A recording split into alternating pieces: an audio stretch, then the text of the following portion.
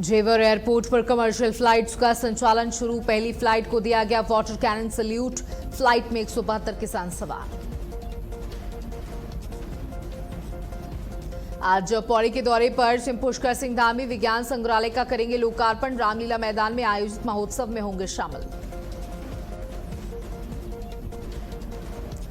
उन्नाव में साधु हत्याकांड का आरोपी मुठभेड़ में ढेर। 1 लाख रुपए का इनामी बदमाश मुठभेड़ में ढेर हुआ। पुलिस और एसओजी टीम ने की संयुक्त कार्रवाई। ईरान और अमेरिका के बीच final ceasefire. Iran America के बीच डील पर मुहर। दोनों में हॉर्मोज खुलने पर बनी सहमति। अमेरिका को जंग में मिली पटकनी।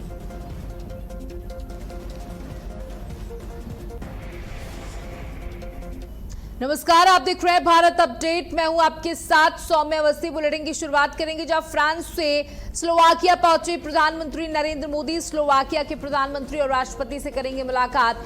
दोनों देशों के बीच होगी द्विपक्षीय वार्ता। तो प्रधानमंत्री नरेंद्र मोदी इस समय फ्रांस में मौजूद हैं और दोनों देशों के बीच आज द्विपक्षीय वार्ता होगी। कल भी कुछ तस्वीरें प्रधानमंत्री के हैंडल से साझा की गई थी, जहां फ्रांस से स्लोवाकिया पहुंचे हैं प्रधानमंत्री नरेंद्र मोदी और स्लोवाकिया के प्रधानमंत्री और राष्ट्रपति के साथ मुलाकात है प्रधानमंत्री की। ये द्विपक्षीय वार्ता होगी दोनों देशों के बीच में।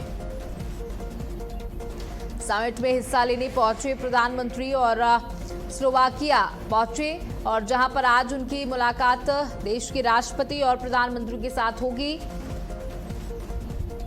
और आपको बता दें कि ये द्विपक्षीय वार्ता बहुत महत्वपूर्ण।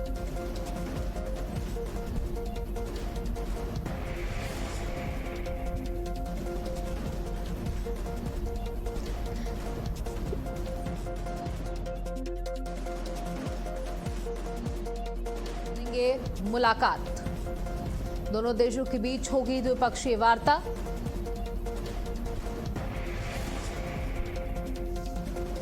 फ्रांस से स्लोवाकिया पहुंचे हैं प्रधानमंत्री नरेंद्र मोदी और जब फ्रांस पहुंचे थे तो वहां के प्रेसिडेंट के साथ उन्होंने मुलाकात की थी। कुछ तस्वीरें भी साझा की गई थी।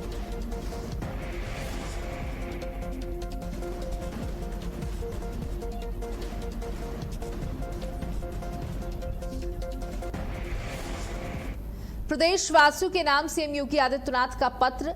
वृद्धाजन दुर्व्यवहार जागरूकता दिवस पर पत्र लिखा। उन्होंने कहा, घर सूने हो रहे हैं, वृद्धाश्रम बढ़ रहे हैं, ये मन को व्यथित करता है। बुजुर्गों को अपनत्व की जरूरत होती है। बुजुर्गों का सम्मान हमारी पहचान है।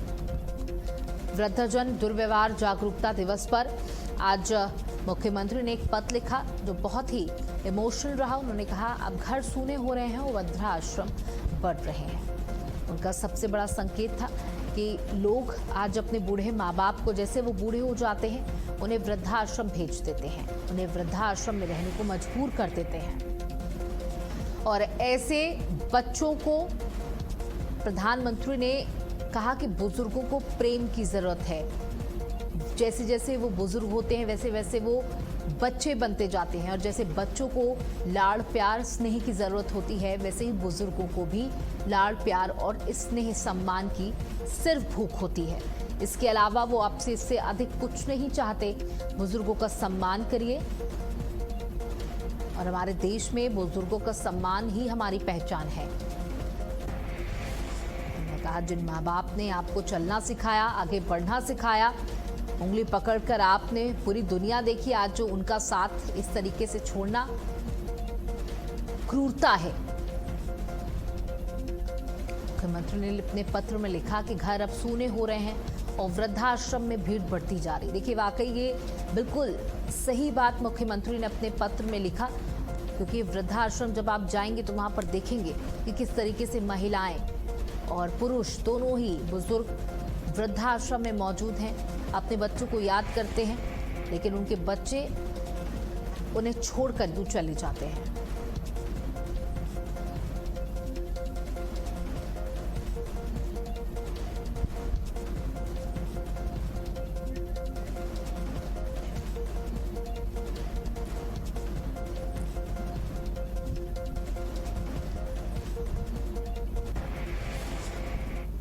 वहीं सीएम धामी का पौड़ी का दौरा आज विज्ञान संग्रहालय का करेंगे लोकार्पण। रामलीला मैदान में आयोजित महोत्सव में होंगे शामिल।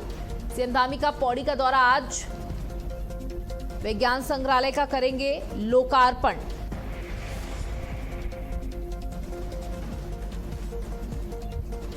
तो सीएम धामी का पौड़ी का दौरा आज विज्ञान संग्रहालय का लोकार्पण करेंगे मुख्यमंत्री पुष्कर सिंह धामी।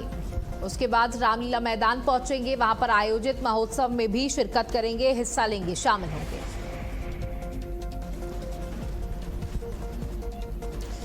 बता दें कि सीएम धामी का ये कार्यक्रम पहले से प्रस्तावित था, जो आज विज्ञान संग्रहालय का लोकार्पण करेंगे मुख्यमंत्री और सबसे महत्वपूर्ण उसके बाद पहुंचेंगे रामलीला मैदान, जहां पर आयोजित महोत्सव में शामिल होंगे। मुख्यमंत्री ने पहले से ही निर्देश जारी कर दिए गए थे कि रामलीला मैदान में होने वाले महोत्सव में किसी प्रकार की कोई कमी बर्दाश्त नहीं की जाएगी, किसी प्रकार की कोई कोताही नहीं बरती जाएगी और महोत्सव बेहतरीन तरीके से संचालित किया जाएगा, पूरा किया जाएगा और इस महोत्सव में सीएम भी हिस्सा लेंगे।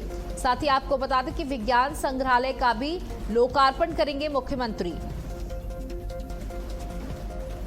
मुख्यमंत्री के आगमन को लेकर तैयारियां पहले से ही की जा रही थी। आपको बता दें कि कई बार निरीक्षण भी प्रशासन के द्वारा किया गया, सुरक्षा के पुख्ता इंतजाम किए गए हैं। मुख्यमंत्री के आगमन को लेकर सबसे पहले विज्ञान संग्रहालय का लोकार्पण करेंगे, उसके बाद इस महोत्सव में रामलीला मैदान पहुंचेंगे और शिरकत करेंगे, लोगों से संवाद स्थापित करेंगे।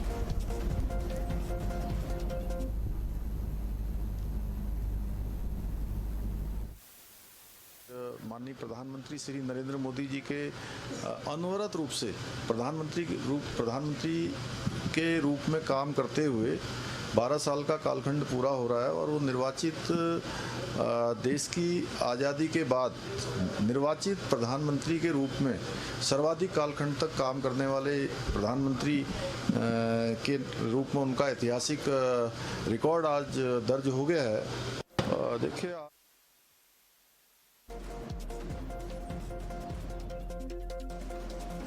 तो रामलीला मैदान में आयोजित महोत्सव में शामिल होंगे मुख्यमंत्री पुष्कर सिंह धामी। सीएम धामी का ये पौड़ी का दौरा आज जो काफी महत्वपूर्ण माना जा रहा है, विज्ञान संग्रहालय का करेंगे लोकार्पण।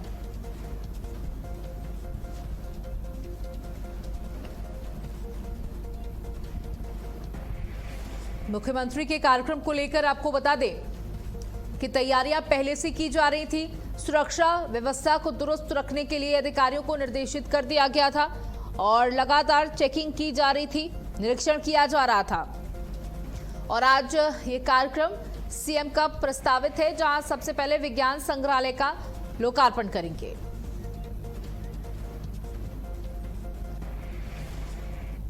मिर्जापुर के लालगंज थाना क्षेत्र में पुलिस ने अवैध शराब के खिलाफ बड़ी कार्रवाई की है। ड्रोन कैमरे की मदद से निगरानी कर खजूरी गांव की कंजड़ बस्ती और नदी किनारे जंगल में चल रही अवैध शराब भट्टियों पर छापा मारा। इस दौरान पुलिस ने 25 भट्टियां ध्वस्त की, करीब 5 क्विंटल लहन नष्ट किया गया। 40 लीटर कच्ची देशी शराब के साथ एक आरोपी को गिरफ्तार किया गया। मौके से शराब निर्माण में प्रयुक्त सामग्री और एक मोटरसाइकिल भी बरामद की गई। पुलिस का कहना है कि अन्य आरोपियों की तलाश जारी है और अभियान आगे भी यूं ही चलता रहेगा। 25 भट्टियां 5 क्विंटल लहन को नष्ट किया गया।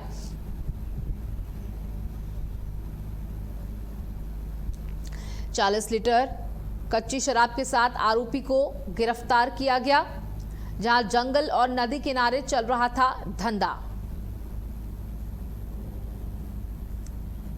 पुलिस का अवैध शराब पर बड़ा एक्शन देखने को मिला। 25 भट्टियां 5 क्विंटल लहन को नष्ट किया गया। 40 लीटर कच्ची शराब के साथ आरोपी की गिरफ्तारी की गई। 40 लीटर कच्ची शराब के साथ आरोपी की गिरफ्तारी की गई। और आपको बता दें कि बड़ी संख्या में नष्ट की गई कच्ची शराब, जंगल और नदी किनारे ये धंधा चलाया जा रहा था। अवैध शराब का पर बड़ा एक्शन पुलिस के द्वारा किया गया। 25 भट्टियां 5 क्विंटल लहन को नष्ट किया गया। बता दें कि पुलिस को सूचना मिल रही थी कई दिनों से। खबर फतेहपुर के असोथर थाना क्षेत्र से है, जहां एक विवाहिता के लापता होने का मामला सामने आया। परिजनों का आरोप है कि विवाहिता के भाई का एक मुस्लिम दोस्त घर आता था, जिससे परिजनों को उस पर विश्वास हो गया। दोस्ती की आड़ में युवक ने अपनी दोस्त की बहन को भगा लिया, जिसे लेकर परिजनों और हिंदू संगठनों पर आक्रोश है। हिंदू संगठनों के कार्यकर्ता थाने पहुंचे और कार्रवाई की मांग की। फिलहाल पुलिस मामले की जांच में जुटी हुई है। महिला की तलाश के साथ साथ सभी आरोपों की जांच की जा रही है। कि हिंदू संगठनों में गुस्सा है। मामले को लेकर लोगों और संगठनों में आक्रोश देखने को मिल रहा है। हिंदू संगठन लगातार इस पर विरोध दर्ज करा रहे हैं और पुलिस से मांग की जा रही है कि जल्द से जल्द किसी भी हालत में आरोपी की गिरफ्तारी की जाए और लड़की को भी बरामद किया जाए। विवाहिता को लेकर फरार हो गया ये मुस्लिम युवक। मामले को लेकर लोगों में और संगठन में आक्रोश है। वहीं सोनभद्र पुलिस को वाहन चोरी के मामले में बड़ी सफलता हाथ लगी। चौपन और बीजपुर पुलिस ने कार्रवाई करते हुए 2 छात्र वाहन चोरों को गिरफ्तार कर लिया। आरोपियों के कब्जे से 8 चोरी की बाइकें बरामद की गई हैं, जिनमें अपाचे, स्प्लेंडर और होंडा ड्रीम योगा जैसी बाइकें शामिल हैं। पुलिस के मुताबिक एक बाइक मध्य प्रदेश के मोरवा क्षेत्र से भी चोरी की गई। पूछताछ में दोनों आरोपियों ने कई वाहन चोरी की घटनाओं में शामिल होने की बात स्वीकार की। पुलिस अब उनके अन्य फरार साथियों की तलाश कर रही है। गिरफ्तार आरोपियों को न्यायालय में पेश कर आगे की कानूनी कार्रवाई शुरू कर दी गई। पुलिस का कहना है कि अपराधियों के खिलाफ अभियान आगे भी लगातार जारी रहेगा। वाहन चोर गिरोह का भंडाफोड़ किया गया। सोनभद्र से आपको खबर बता रहे हैं, जहां पर 2 चोर गिरफ्तार किए गए हैं। 8 बाइकें उनके पास से बरामद की गई। ये पूरा गिरोह है, सिंडिकेट है, जो लोगों की बाइकों को चोरी करने का काम करते थे। उसके बाद बाइकों को, जो पुरानी ज़्यादा बाइकें होती थी, उनको काट करके उनके पार्ट्स बेच देते थे और जो ये नई बाइकें होती थी इन्हें बेच दिया करते थे। और इस गिरोह का भंडाफोड़ पुलिस के द्वारा किया गया और इनके पास से 8 बाइकें बरामद हुई हैं।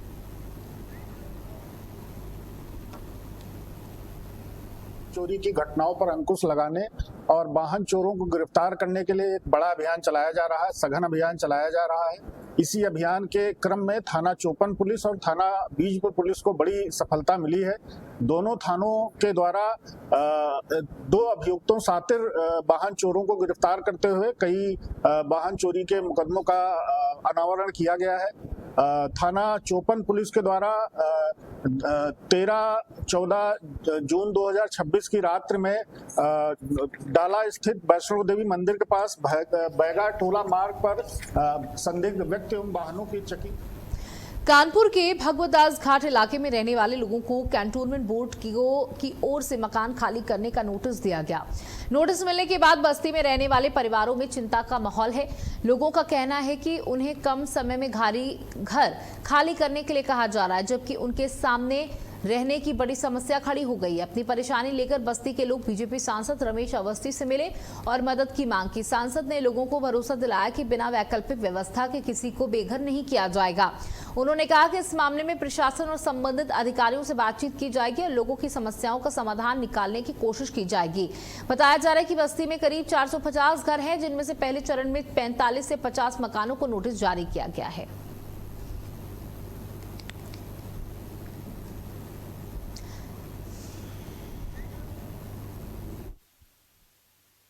बस्ती से आए हैं, चंदू पहलवान अखाड़े के पास हमारी बस्ती 16/11 बहुत बड़ा चेक है, जिसमें 780 घर आते हैं, जिनको 4 टुकड़ों में विभाजित किया गया। प्रथम टुकड़ा 50 से 55 घरों का है, जिसको नोटिस जारी किया गया हुआ है। अभी 20 तारीख आखिरी डेट दी गई है। 20 तारीख को हम लोगों को सीधा ये नोटिस दिया गया है कि आप लोग बस्ती खाली करें, वरना आपको सामान तक निकालने की मोहलत नहीं दी जाएगी। बुलडोजर चल जाएगा। सांसद जी की तरफ से हमें आश्वासन मिला हुआ है कि जब तक हमें वैकल्पिक व्यवस्था नहीं मिल जाती तब तक हमको हटाया नहीं जाएगा। बस हमारा यही विनम्र निवेदन है सभी से, सांसद जी से। बस्ती के लोगों की समस्या है, उनको नोटिस मिला है कि उनके मकान ध्वस्त किए जाएंगे। इस संबंध में हम जिलाधिकारी से बात करेंगे और उचित कार्रवाई की जाएगी कि हमारी सरकार की नीयत है, सरकार चाहती है कि जब तक कोई वैकल्पिक व्यवस्था न हो जाए तब तक उनको न हटाया जाए। तो जब तक वैकल्पिक व्यवस्था नहीं हो जाती तब तक वो लोग वहीं रहेंगे। इस संबंध में हम जिलाधिकारी शराब के ठेके के खिलाफ बड़ी संख्या में महिलाओं ने जोरदार प्रदर्शन किया। आपको बता दें, शराब के ठेके के खिलाफ महिलाओं का प्रदर्शन साफ तौर पर देखने को मिला, जहां महिलाओं का आरोप है कि ठेके से शराब लेकर मोहल्ले और बस्तियों में अवैध रूप से बेची जा रही है, जिससे लोगों को हर समय आसानी से शराब मिल पा रही है और नशे की समस्या बढ़ती जा रही है। प्रदर्शन कर रही महिलाओं ने कहा कि उनके परिवार इस वजह से परेशान है क्योंकि कई लोग अपनी कमाई का बड़ा हिस्सा शराब में खर्च कर रहे हैं। इससे घर का खर्च चलाना मुश्किल हो रहा है और बच्चों का भविष्य भी प्रभावित हो रहा है। गुस्साई महिलाएं सड़क पर बैठ गईं और ठेका बंद करने की मांग करने लगी। सूचना मिलने पर पुलिस मौके पर पहुंची, महिलाओं को समझाया। पुलिस ने अवैध शराब बिक्री की जांच कर कार्रवाई का आश्वासन दिया, जिसके बाद महिलाओं ने अपना प्रदर्शन समाप्त कर दिया।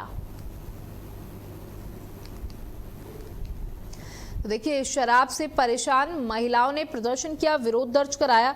उनका साफ तौर पर कहना था कि यहाँ पर अवैध रूप से शराब बेची जा रही है और किसी भी वक्त लोगों को शराब उपलब्ध हो पा रही है, जिसकी वजह से शराब की लत भी बढ़ रही है और उनके घर में कमाने वाले जो व्यक्ति हैं वो अपना बड़ा हिस्सा कमाई का शराब में खर्च कर रहे हैं, जिससे घर का खर्च चलाना मुश्किल हो रहा है, बच्चों की पढ़ाई प्रभावित हो रही है, साथ ही घर का माहौल खराब हो रहा है।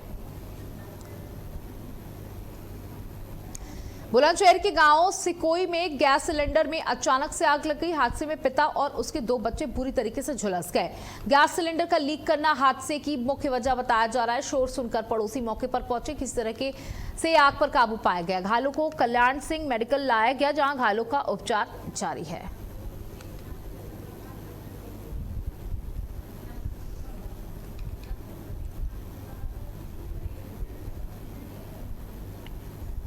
घायलों का उपचार अभी भी जारी है। गैस सिलेंडर से अचानक से आग निकलने लगी और अफरा तफरी मच गई। हादसे में पिता और उसके 2 बच्चे बुरी तरीके से झुलस गए। उन्हें अस्पताल में तुरंत भर्ती कराया गया। उनका इलाज अभी भी चल रहा है। घायलों का उपचार जारी है। गैस सिलेंडर में अचानक लगी भीषण आग, आस पड़ोस के लोगों ने तुरंत लोगों को अस्पताल पहुंचाया और परिजन इस समय सदमे में है। और देखिए, गर्मी का वक्त है और गैस सिलेंडर का ध्यान रखना बेहद जरूरी।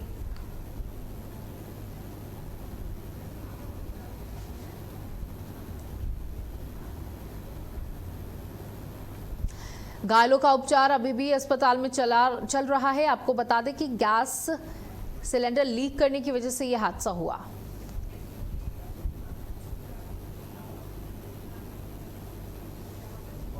ये थाना आहर है और इनके पिताजी सिलेंडर लाए थे कल भरवा के। ये घर का सिलेंडर था तो इनकी मिसेज ने ये सिलेंडर लगाया। अब वो बोली इनसे कि ये गैस कम दे रहा है, तो उन्होंने चेक करा। ये चेक करने लगे उसे। जब ये चेक कर रहे थे, बच्चे बाहर किचन के बाहर बैठे थे दोनों। तो जैसे इन्होंने चेक करा ना, पाइप निकाल के चेक करा, उसके बाद जैसे लाइटर जलाया तो लाइटर जलाते ही ऊपर सिलेंडर ने पूरी आग पकड़ ली। आग पकड़ने के कारण इनके मुंह पे, पूरे शरीर पे आई और तुरंत ही दरवाजा बंद हो गया। दरवाजा से खोला तो बाहर बच्चे थे, बच्चे भी लपट में आ गए। ये कितने बच्चे घायल थे? जरेखे गांव में एक युवक का शव जंगल में स्थित कुएं में मिलने से इलाके में सनसनी फैल गई। ग्रामीणों ने कुएं में शव पड़ा देखा तो उसकी सूचना तुरंत पुलिस को दी। मौके पर पहुंची पुलिस ने स्थानीय लोगों की मदद से शव को कुएं से बाहर निकलवाया। युवक की मौत किन परिस्थितियों में हुई इसका अभी पता नहीं चल सका है। पुलिस ने शव को कब्जे में लेकर पोस्टमार्टम के लिए भेज दिया और मामले की जाँच शुरू कर दी। घटना के बाद गाँव में चर्चा का माहौल है और लोग युवक की मौत को लेकर तरह तरह की आशंकाएं जता रहे हैं। पुलिस ने कुएं से बाहर निकाला था शव और आपको बता दें, कुएं में शव मिलने से ग्रामीणों में दहशत का माहौल है। संदिग्ध अवस्था में मिला युवक का शव और शव मिलने से फैली सनसनी। युवक का शव मिलने से सनसनी फैली। हमीरपुर से घटना आपको बता रहे, कुएं में युवक का शव मिला। अब किन परिस्थितियों में ये शव युवक की जान गई, ये पुलिस अभी जांच कर रही है। संदिग्ध अवस्था में मिला युवक का शव, पुलिस जांच कर रही है कि यह हत्या है या फिर आत्महत्या या फिर कोई हादसा। बांदा में हुई लगभग 50 लाख रुपए की चोरी का मामला सामने आया है। लोहे के गेट की कुंडी काटकर चोरों ने लाखों के जेवरात और नकदी चोरी कर ली। जब मां बेटी देर रात घर की छत पर सो रही थी तब इस घटना को अंजाम दिया गया। पुलिस ने घटनास्थल पर जाकर जांच पड़ताल शुरू की। पुलिस ने चोरों की गिरफ्तारी के लिए टीम भी गठित की।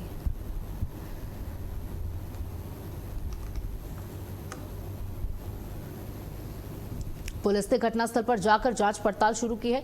50 लाख रुपयों की चोरी बताई जा रही है। और बता दें कि मां बेटी का कहना है कि वो जब छत पर सो रही थी तभी उनके दरवाजे की कुंडी को काटकर उनके जेवरात पार किए गए। 50 लाख रुपयों की ये चोरी बताई जा रही है। बांदा की एक घटना बताई जा रही है जहां लगभग 50 लाख रुपए की चोरी की बात बताई गई है। पुलिस ने घटनास्थल पर जाकर जांच पड़ताल शुरू की है। चोरों की गिरफ्तारी के लिए टीम गठित कर ली गई है और पुलिस लगातार कोशिश कर रही है कि इन चोरों को पकड़ लिया जाए और उनसे पूछताछ की जाए। जहां 50 लाख रुपए की चोरी की बात स्वीकार की गई है। यहाँ पर बांदा से ये खबर आपको दे रहे, चोरी की गिरफ्तारी के लिए टीम गठित, घर से लगभग 50 लाख रुपए की चोरी। पुलिस ने घटनास्थल पर जाकर की जांच पड़ताल। चोरों की गिरफ्तारी के लिए टीम भी गठित की गई है।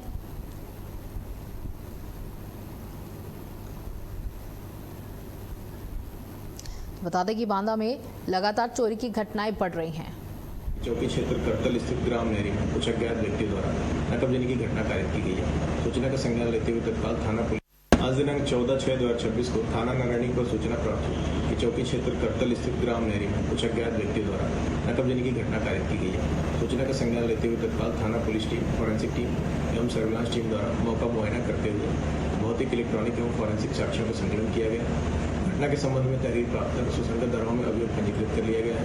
घटना कारित करने के संबंध में कुछ संदिग्धों को चिन्हित कर उन्हें पुलिस हिरासत में लेकर उनसे पूछताछ की जा रही है। विभिन्न टीमों का गठन कर दिया गया है। शीघ्र ही घटना का पीलीभीत में छप्पर में आग लगाने के चलते दो पक्षों में खूनी संघर्ष हुआ। संघर्ष में एक पक्ष के 5 लोग घायल हो गए। कुल्हाड़ी और बांके से हमला करने का भी आरोप लगा है। एक बुजुर्ग को गंभीर हालत में जिला अस्पताल रेफर किया गया है। तो एक बुजुर्ग की हालत इस पूरे मामले में गंभीर बताई जा रही है। पीलीभीत का ये पूरा मामला जहां दो पक्षों में खूनी संघर्ष देखने को मिला। कई लोग इस पूरे मामले में घायल बताए जा रहे हैं। एक पक्ष के 5 लोग घायल बताए जा रहे हैं। जहां एक बुजुर्ग की हालत गंभीर है, गंभीर हालत में जिला अस्पताल उसे रेफर किया गया है।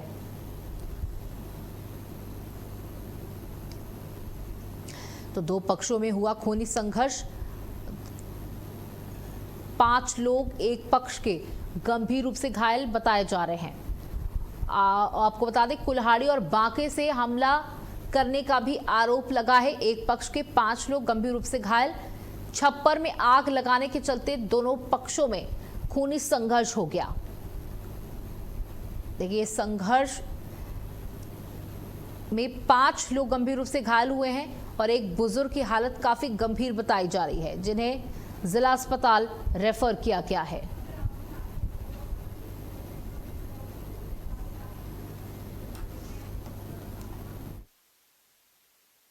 इवेंट है जिसमें 5 लोग घायल थे। ये बिलसंडा क्षेत्र के सोहेला गांव की बात है, जहां पर हम 108 से 5 लोगों को लेके आए। CSC बिलसंडा में भर्ती कराया गया था एम्बुलेंस। और इसी के साथ इस बुलेटिन में इतना ही। नमस्कार।